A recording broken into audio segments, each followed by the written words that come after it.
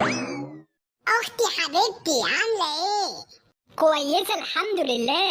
ها بصلي كده وركزي معايا، في اخبار جديده النهارده ولا لا؟ طبعا في اخبار جديدة.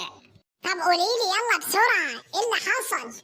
امك يا سيدي عايزة تزود المصروف اليومين دول وبابا مش راضي. بقولك سيبك من الحوارات بتاعت ماما وبابا دول، انا عايز الحوارات اللي تخصني انا شخصيا. امك لقيت الولاعة في البنطلون بتاعك وقلب الدنيا وعايزة تعرف انت بتشرب سجاير ولا لا. ايه ده بجد؟ ايوه طبعا، امال انا هكذب عليك يعني؟ طب وهنطلع من الحوار ده ازاي؟ بس انا مش عايزاك تقلق خالص، لان انت معاك اختك هنا هتعرف تخلصك من اي حاجة. تسلميلي يا اختي يا حبيبه قلبي. لا تسلميلي ده ايه، دي تبقى تقولها لامك. ايدك على 200 جنيه علشان اخلصك من الحوار ده. خلصيني انت بس من الحوار ده وانا هديلك ال 200 جنيه. ما باكلش من الكلام ده، اللي اتلسع من الشوربه ينفخ في الزبادي يا حبيبي، انت قبل كده نصبت عليا. وغلاوتك عندي هديلك ال 200 جنيه. يا سيدي ماشي، هصدقك المره دي. طيب انت مش شايفه ان ال 200 جنيه كتير؟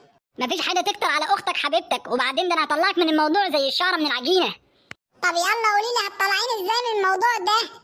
هقول لها يا ماما ما شفتيش الولاعه اللي جابها برشامه علشان اولع بيها البوتاجاز؟ يا بنت اللعيبه، فكره جهنميه.